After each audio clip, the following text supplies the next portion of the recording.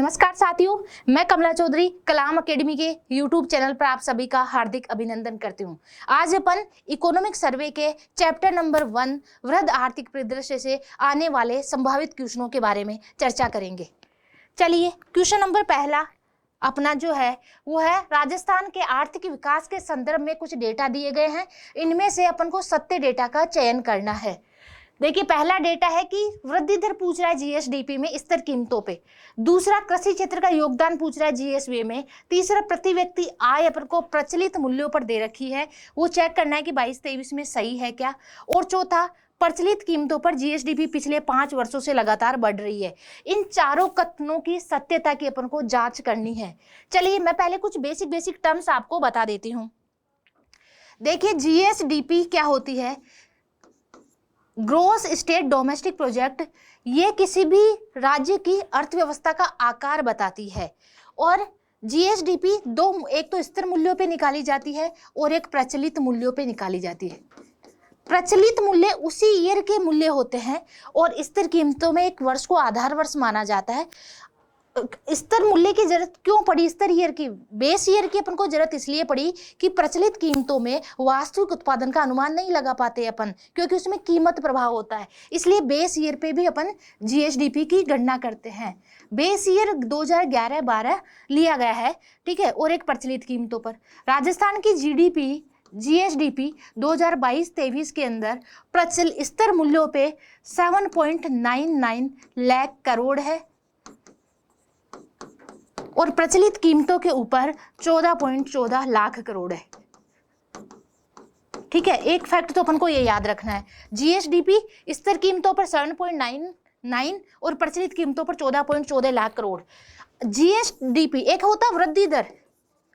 वृद्धि दर होता है जीएसडीपी में होने वाला प्रतिशत परिवर्तन। एक वर्ष में जीएसडीपी में कितना प्रतिशत परिवर्तन होता है, वो आपकी वृद्धि दर। वृद्धि दर भी स्तर और प्रचलित दोनों कीमतों के ऊपर अपन निकालते हैं। अगर यहाँ अपन बात करें तो वृद्धि दर 22-23 के अंदर राजस्थान की स्थिर कीमतों पे जो रही है वो रही है 8.19% और प्रचलित कीमतों के ऊपर रही है 16.04%। एक आपकी होती है पर एनएसडीपी, ठीक है। ये होता है net state domestic product. NSDP कैसे निकालते हैं? जीएसडीपी में से अगर अपन मूल्यह्रास हटा देते हैं तो अपना एनएसडीपी आता है और एनएसडीपी से अपन पर कैपिटा आय यानी प्रति व्यक्ति आय की गणना करते हैं। पर कैपिटा इनकम, प्रति व्यक्ति आय की गणना एनएसडीपी में जनसंख्या का, मध्य वर्षीय जनसंख्या का अगर भाग दे देते हैं अपना, तो ये अपना कैलकुलेट हो जाता है पर कैपिटा इनकम। एनएसडीपी में जनसंख्या। अब पर कैपिटा इनकम भी अपन स्थिर मूल्य पे और प्रचलित मूल्य पे निकालते हैं। अगर स्थिर मूल्य पे राजस्थान की पर कैपिटा इनकम 22-23 में अनुमान जो है वो है आपकी 86,134 और प्रचलित कीमतों पे हमेशा ही ज़्यादा रहेंगे सारे डेटाज, क्योंकि उसके अंदर कीमत प्रभाव होता है। तो ये है आपकी 1,56,149, ठीक है। ये बेसिक डेटाज है जिनके अपन अब इनसे अपने संभावित क्वेश्चन बनने वाले हैं। तो अब क्वेश्चनों पे चर्चा करते हैं, ठीक है। क्वेश्चन नंबर 1 में आ जाते हैं। सकल राज्य घरेलू उत्पाद यानी जीएसडीपी के अनुसार वृद्धि दर स्थिर कीमतों पर, अभी मैंने आपको बताई स्थिर कीमतों पे वृद्धि दर कितनी है? स्थिर कीमतों पर 8.19% है। अपने क्वेश्चन में कितना दे रखा है? 7.19, यानी वृद्धि दर अपनी क्या है, यहाँ पे गलत दे रखी है। इसकी जगह करेक्ट वृद्धि दर कितनी है? 8.19% है स्तर मूल्यों पे। मीन्स अपना जो स्टेटमेंट दिया हुआ है ये क्या हो गया? गलत। जीएसवीए में स्तर कीमतों पर क्षेत्रवार योगदान। देखिए, जीएसवीए क्या होता है? ग्रोस स्टेट वैल्यू एडिशन है। वो अलग अलग कृषि उद्योग और सेवा क्षेत्र का अपनी जीडीपी में कितना कितना योगदान है, इसके लिए जीएसवीए कैलकुलेट किया जाता है। और जीएसवीए की अगर हम बेसिक बात करें तो जीएसडीपी में से इन जो उत्पाद कर है, ठीक है, उत्पाद कर को घटा देते हैं, उत्पाद कर को, और प्लस उत्पाद जो सब्सिडी है, उत्पाद सब्सिडी को ऐड कर देते हैं। इस तरह से अपना जीएसवीए निकलता है। जीएसडीपी में से उत्पाद कर को माइनस करके उत्पाद सब्सिडी ऐड कर देते हैं। और जीएसवीए है वो भी क्षेत्रवार निकाला जाता है। एक तो स्थिर कीमतों पे निकालते हैं और एक अपन प्रचलित कीमतों के ऊपर निकालते हैं। अगर अपन बात करें एक तो कृषि क्षेत्र के लिए, एक उद्योगों के लिए और एक सेवा क्षेत्र के लिए। जीएसवी तीनों के लिए अलग अलग निकाला जाता है। अगर स्थिर कीमतों पर जीएसवी अपन बात करें कृषि क्षेत्र का, तो ये 28.50% है, यानी कृषि क्षेत्र का जीडीपी में योगदान 28.05 स्थिर कीमतों पे। उद्योगों का आपका है 27.76% और सेवाओं का 43.74% है। और अगर प्रचलित कीमतों की बात करें तो प्रचलित कीमतों पर कृषि क्षेत्र का योगदान 28.95%।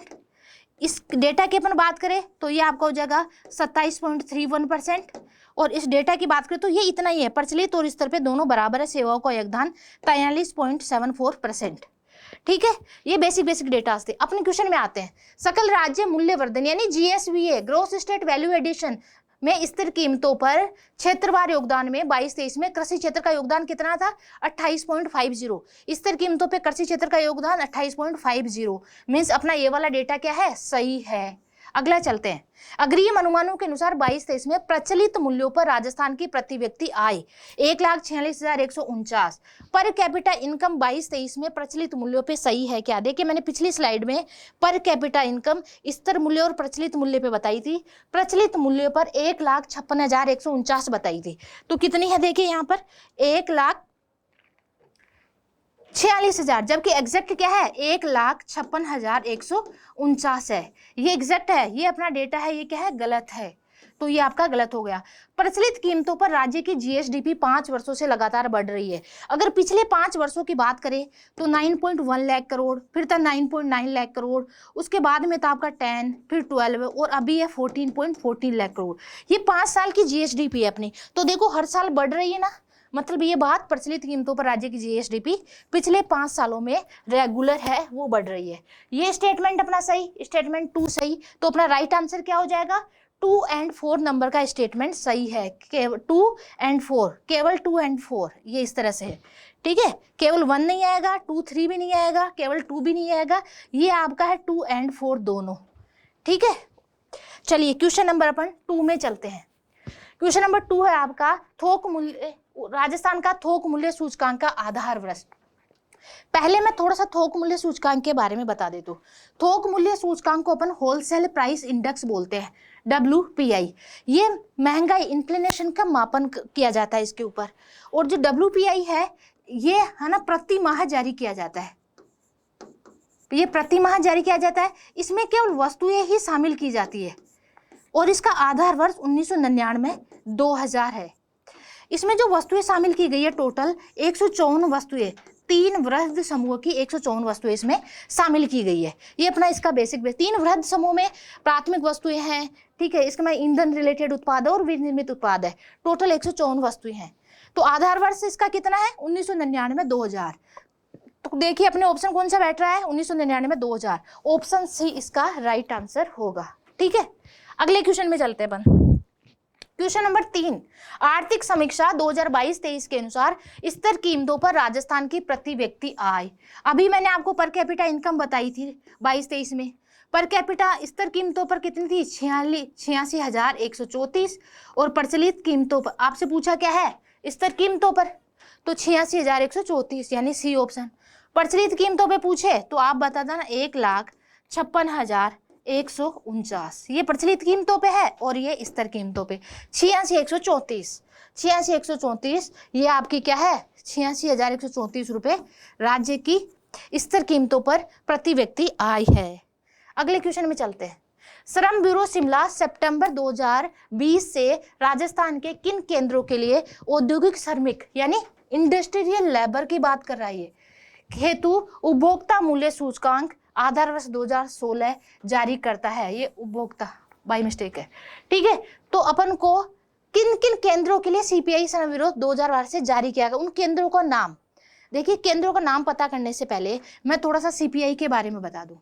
कंज्यूमर प्राइस इंडेक्स से भी अपन इन्फ्लेशन का मेजर करते हैं और ये 4 केंद्रों के लिए जारी किया जाता है। जनरली 4 टाइप का होता है। एक होता है इंडस्ट्रियल वर्कर के लिए, एक होता है एग्रीकल्चर लेबर के लिए, एक होता है रूरल लेबर यानी ग्रामीण श्रमिकों के लिए, एक होता है रूरल अर्बन और एक संयुक्त का। इस तरह से 4 टाइप से है ना सीपीआई जारी किया जाता है। इंडस्ट्रियल वर्कर वाला जो सीपीआई है ना इसका बेस ईयर 2016 है। एग्रीकल्चर और जो रूरल है इन दोनों का बेस ईयर 1986-87 है। और जो रूरल अर्बन और संयुक्त वाला है इसका बेस ईयर 2012 है। ये इनके बेस ईयर। अब देखिए जो इंडस्ट्रियल वर्कर के लिए जो सीपीआई जारी किया जाता था ना, ये क्या था, सितंबर 2020 से पहले इसका बेस ईयर तो था 2001 और ये जारी किया जाता था अजमेर, भीलवाड़ा और साथ में जयपुर। और अभी वर्तमान में सितंबर 2020 के बाद इसका बेस ईयर तो कर दिया 2016 और ये जारी किया जाता है अजमेर की जगह इसमें शामिल कर लिया अलवर। तो ये अलवर, जयपुर और साथ में भीलवाड़ा, इन 3 केंद्रों के लिए जारी किया जाता है। ठीक है, तो अब सितंबर 2020 के बाद 3 और इन तीनों का industrial worker, agriculture labour, rural labour, इन तीनों का श्रम ब्यूरो शिमला जारी करता है। श्रम ब्यूरो शिमला के द्वारा जारी किया जाता है। और ये वाला है ना संयुक्त वाला, ये आपका एनएसओ नई दिल्ली के द्वारा जारी किए जाते हैं। ठीक है, अब संभावित जो क्वेश्चन है वो केवल इसी फ्लो चार्ट को याद करके आपके 5-7 क्वेश्चन जो बनेंगे वो सारे क्लियर हो जाएंगे। सीपीआई 4 टाइप का, चारों का बेस ईयर मैंने आपको बता दिया। ठीक है, सितंबर 2022 के बाद में जिले चेंज किए, अलवर, जयपुर और भीलवाड़ा। ठीक है, तो आधार वर्ष 2016 ये पूछ रहा है सीपीआई जो श्रम ब्यूरो शिमला के द्वारा जारी किया गया वो सितंबर 2020 के बाद राजस्थान के किन केंद्रों के लिए जारी किया गया। तो अजमेर था पहले, सितंबर 2020 के बाद अलवर, भीलवाड़ा और जयपुर कर दिया, यानी अपना पहला ही राइट आंसर है। देखिए अजमेर, जयपुर, भीलवाड़ा इससे पहला पुराना सितंबर 2020 से पहले ये 3 केंद्र लेते थे, लेकिन अभी ऊपर वाले 3 केंद्र ले लिए। अलवर को अजमेर की जगह रिप्लेस करने का रीजन था कि अलवर में इंडस्ट्री एक्टिविटीज बहुत ज्यादा बढ़ रही है। ठीक है, क्वेश्चन नंबर 5 में अपन चलते हैं। असत्य कथन का चयन कीजिए। ठीक है, कुछ सामाजिक आर्थिक डेटास दिए गए हैं, यहाँ से अपन को फॉल्स स्टेटमेंट निकालना है। देखिए पहला, राजस्थान में एसटी की जनसंख्या 2011 में 13.5%। अगर अपन देखें राजस्थान में 2011 की जनगणना के अनुसार तो एससी और एससी की जनसंख्या 17.8% है, तो एसटी की जनसंख्या है वो 13.5% है। तो पूछ क्या है, एसटी की जनसंख्या 13.5%, ये कथन क्या है, ये कथन सही है। आपको कौन सा चूज करना है, गलत वाला चूज करना है। राजस्थान की एमएमआर 113। देखिए एमएमआर क्या होती है, मदर मोर्टिलिटी रेट। एमएमआर है ये प्रति लाख, जो मदर मोर्टिलिटी रेट प्रति लाख जीवित बच्चों पे होने वाली माताओं की संख्या। और माताएं कैसे, यदि प्रसूति या प्रबंध के कारणों से उनके प्रसव के दौरान या प्रबंध के रीजन से डेथ होती है तो उन माताओं की संख्या प्रति लाख जीवित जन्मों पे वो आपकी एमएमआर होती है। और अभी राजस्थान की एमएमआर 113 है, तो राजस्थान की एमएमआर 113, ये बात भी आपका सही स्टेटमेंट है। अगला चलते हैं, राज्य की कार्य सहभागिता दर भारत से ज्यादा है। ये देखते हैं कार्य सहभागिता दर क्या होती है। अगर अपन बात करें कार्य सहभागिता दर की, ठीक है, तो जो कार्य सहभागिता दर होती है वो क्या होती है, जनसंख्या का कितना भाग, किसी राज्य या देश की जनसंख्या का कितना भाग उत्पादन प्रक्रिया में भाग लेता है, वो आपकी कार्य सहभागिता दर होती है। अगर कार्य सहभागिता दर है वो अपन राजस्थान के लिए बात करें तो राजस्थान के लिए है, ये है आपकी 43.6%। और अगर भारत के लिए बात करें तो ये है आपकी 39.8%। तो राजस्थान की कार्य सहभागिता दर क्या है, भारत से ज्यादा है। क्वेश्चन क्या था, राजस्थान की कार्य सहभागिता दर भारत से ज्यादा है, मीन्स ये स्टेटमेंट भी आपका सही है। अगले स्टेटमेंट पे चलते हैं, राजस्थान में पुरुषों की जीवन प्रत्याशा दर महिलाओं से ज्यादा है क्या। जीवन प्रत्याशा दर यानी कोई आदमी एवरेज कितने साल तक जीवित रहता है, वो जीवन प्रत्याशा रेट होती है। अब राजस्थान की देखते हैं, अगर जीवन प्रत्याशा दर की अपन बात करें, ठीक है, तो अगर जीवन प्रत्याशा दर देखिए भारत की तो है 70 और राजस्थान की है 69.4%। 69.4 ईयर जीवन प्रत्याशा दर वर्षों में आती है। ठीक है, तो राजस्थान की 69.4 ईयर ये एवरेज जीवन प्रत्याशा रेट है राजस्थान की। अब इसमें भी अगर, और भारत की 70, तो भारत से कम है। राजस्थान की भौगोलिक परिस्थितियां हैं वो थोड़ी विपरीत है, इसलिए लोग थोड़ा सा कम समय तक जीवित रहते हैं भारत के कंपैरिजन में। अब अगर अपन बात करें जीवन प्रत्याशा दर, ये राजस्थान की है, इसमें महिलाओं की जीवन प्रत्याशा दर 71.7 ईयर और पुरुषों की 2 बढ़ा दो और 2 कम कर दो, यानी ये 67.1 ये है पुरुषों की जीवन प्रत्याशा, और ये है महिलाओं की जीवन प्रत्याशा। ठीक है, तो महिलाओं की जीवन प्रत्याशा पुरुषों की तुलना में ज्यादा होती है। यह हमेशा हमेशा के लिए याद रखना, महिलाओं की जीवन प्रत्याशा पुरुषों से ज्यादा होती है। तो राजस्थान में पुरुषों की जीवन प्रत्याशा दर महिलाओं, ये स्टेटमेंट उल्टा है। देखो, राजस्थान में पुरुषों की जीवन प्रत्याशा दर महिलाओं से ज्यादा है, जबकि मैंने क्या बताया, महिलाओं की जीवन प्रत्याशा पुरुषों से ज्यादा है। तो ये स्टेटमेंट क्या हो गया आपका, फॉल्स स्टेटमेंट हो गया। अब आपको क्या चूज करना था, फॉल्स स्टेटमेंट ही बताना था कि कौन सा असत्य है। तो अपना ऑप्शन कौन सा टिक लगाएंगे, अपना जो ऑप्शन होगा वो आंसर क्या हो जाएगा, आंसर डी आपका आंसर हो जाएगा। ठीक है, डी आंसर हो जाएगा। फॉल्स, ये कथन भी सत्य है, ये भी सत्य है, ये भी सत्य है, तो गलत कौन सा हुआ, डी वाला स्टेटमेंट आपका गलत हो गया। ठीक है, अगले क्वेश्चन में चलते हैं। देखिए, जीएसवी में क्षेत्रवार योगदान पूछ रहा है कि किस किस क्षेत्र का कितना कितना योगदान है। जीएसवी अभी बताया आपको कि जीएसवी क्या होता है, जीएसडीपी में से उत्पाद कर घटा देते हैं, सब्सिडी उत्पाद सब्सिडी ऐड कर देते हैं। जीएसवी क्षेत्रवार योगदान को बताता है। तो अगर मैं राजस्थान, अभी आपको बताया था एक तो प्रचलित कीमतों पे और एक स्थिर कीमतों पे, अगर स्थिर कीमतों पे और प्रचलित कीमतों पे 28.50 स्थिर कीमतों पे कृषि क्षेत्र का, दूसरा अपन बात कर रहे थे उद्योगों का, और तीसरा अपन बात कर रहे थे सेवाओं का। 28.50 उद्योगों का आपका था 27.76 और सेवाओं का था 43.74। और प्रचलित कीमतों पे भी ये सेम था, ये था 43.74 और ये थोड़ा सा बढ़ गया था प्रचलित कीमतों पर 98 पॉइंट, और ये थोड़ा सा घट गया था, ये 27.31। तो अब अपन मिलान करते हैं। देखिए, कृषि क्षेत्र का कौन सी कीमतों पे पूछ रहा है, ये स्थिर मूल्यों पर जीएसवी में योगदान। स्थिर मूल्य मतलब ये लेंगे, कृषि क्षेत्र का 28.50, कृषि क्षेत्र का 28.50, उद्योगों का 27.76, तो उद्योगों का देखते हैं 27.76 ये वाला, और सेवा क्षेत्र का योगदान कितना है, सेवा क्षेत्र का है 43.74 ये वाला। ठीक है, तो मिलान कर दीजिए। ए में फर्स्ट, ठीक है, ये है आपका फर्स्ट, ये टाइपिंग मिस्टेक है, ये सेकंड और ये थर्ड। ठीक है, तो ए में क्या आ रहा है, थर्ड आ रहा है। ठीक है, ए में थर्ड, ये यहाँ पे ए में सेकंड, सॉरी ए में सेकंड आ रहा है, तो ए में सेकंड। बी में आपका क्या है, थर्ड है, तो बी में थर्ड, और सी में आपका क्या है 1, तो सी में 1, यानी आपका राइट आंसर क्या हो जाएगा, डी हो जाएगा। ये क्षेत्रवार योगदान मिलान करवा सकता है, किसी पर्टिकुलर ईयर का पूछा जा सकता है, सही गलत की, फिर किसी भी वे में क्वेश्चन बन के इस तरह से क्वेश्चन आ सकते हैं। चलिए अगला क्वेश्चन चलते हैं अपन। सीपीआई के संदर्भ में असत्य कथन का चयन कीजिए। सीपीआई मैंने आपको बताया 4 तरीके से निकाला जाता था, इन्फ्लेशन कैलकुलेट करते थे, चारों का बेस ईयर और कौन कौन जारी करता है ये आपको बता दिया था। चलिए, औद्योगिक श्रमिकों के लिए यानी इंडस्ट्रियल लेबर के लिए सीपीआई है वो श्रम ब्यूरो शिमला द्वारा तैयार किया जाता है। अभी मैंने जब लास्ट स्लाइड में आपको बताया था, देखिए सीपीआई के बारे में, सीपीआई ठीक है इंडस्ट्रियल वर्कर्स के लिए और एग्रीकल्चर वर्कर्स के लिए और रूरल लेबर के लिए शिमला द्वारा जारी किया जाता है, तीनों के लिए। तो अब अपने क्वेश्चन में चलते हैं। अपने क्वेश्चन में इंडस्ट्रियल वर्कर के लिए सीपीआई श्रम ब्यूरो शिमला द्वारा तैयार किया जाता है। आपको क्या चयन करना है इसमें, असत्य, ये बात तो सही है। ठीक है, अगला चलते हैं। सीपीआई कृषि श्रमिकों के लिए आधार वर्ष इंडस्ट्रियल और रूरल के लिए 86 87 था, तो ये बात भी सही है।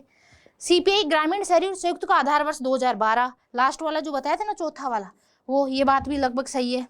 अगला, कृषि श्रमिकों के लिए सीपीआई एनएसओ जारी करता है। देखिए मैंने आपको स्लाइड में बताया था कि एनएसओ तो केवल संयुक्त वाला जारी करता है, संयुक्त वाला एनएसओ जारी करता है, बाकी कृषि श्रमिकों के लिए, रूरल के लिए, इंडस्ट्रियल वर्कर के लिए, तीनों के लिए श्रम ब्यूरो शिमला द्वारा जारी किया जाता है।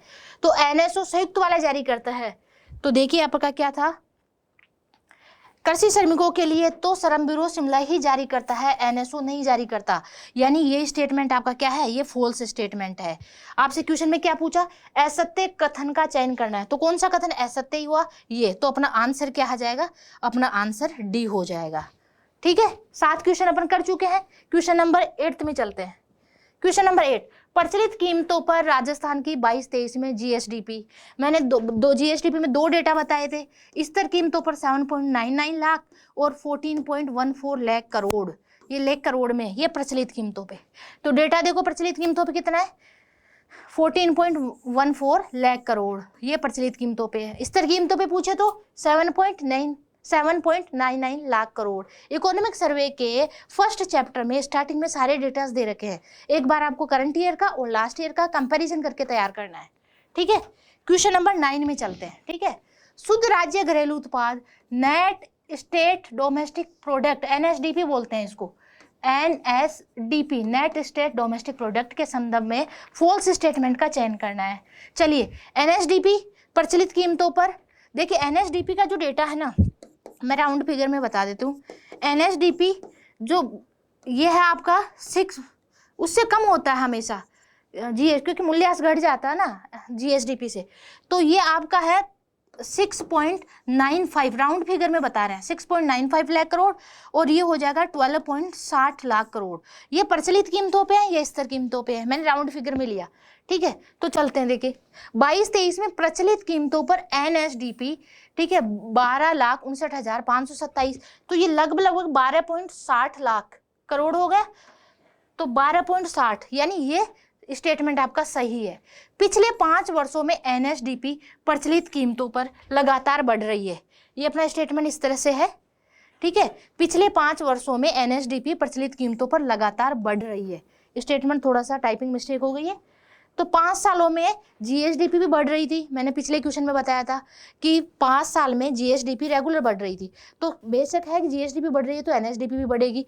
तो 5 सालों में अपना एनएसडीपी है वो भी रेगुलर बढ़ रही है, ये बात भी सही है। आप इकोनॉमिक सर्वे में जाके पिछले 5 साल के डेटास देखेंगे तो आपको हमेशा बढ़े हुए ही दिख रहे हैं। ठीक है, एनएसडीपी कैसे निकालेंगे, जीएसडीपी माइनस मूल्यह्रास। हाँ जी, ये बात भी सही है। अगला, वर्ष 22-23 में स्तर कीमतों पर एनएसडीपी 6,84,771 है, करोड़ में आएगा, ये इतना करोड़। ठीक है, ये डेटा भी करोड़ में है और ये डेटा भी आपका करोड़ में है। तो 6,84,000 स्तर कीमतों पे, मैंने आपको स्तर कीमतों पे 6,95 लाख करोड़ यानी 6,95,000 आ रहा था, या 6,84,000 आ रहा है, मतलब ये आपका गलत है। इसकी जगह जो करेक्ट है 6,94,771 करोड़ रुपए, ये आपकी जीएसडीपी एनएसडीपी है। एनएसडीपी आपकी प्रचलित कीमतों पे है, तो यहाँ 84 था, इसलिए ये मिस्टेक आपकी इस आंसर में है। तो ये मतलब क्या है, ये फॉल्स हो गया। एग्जैक्ट डेटा ये है, यहाँ ये दिया गया है, ये कैसा होगा, असत्य कथन। आपको चयन क्या करना था, असत्य कथन का चयन करना था, मतलब इसमें आंसर क्या आ जाएगा, डी आ जाएगा। तो मोटा मोटा अपन को जीएसडीपी प्रचलित और स्तर कीमतों पे, पर एनएसडीपी प्रचलित और स्तर कीमतों पे, जीएसवीए का क्षेत्रवार योगदान प्रचलित और स्तर कीमतों पे, पर कैपिटा इनकम कितनी कितनी है, डब्ल्यूपीआई सीपीआई, ये इस चैप्टर से बनने वाले मेजर संभावित क्वेश्चंस है। इसके साथ में कुछ डेटा, कार्य सहभागिता दर, जीवन प्रत्याशा, एमएमआर, आईएमआर के डेटा से अपन ने इस चैप्टर से क्वेश्चन किए। थैंक्स, जय हिंद, जय भारत।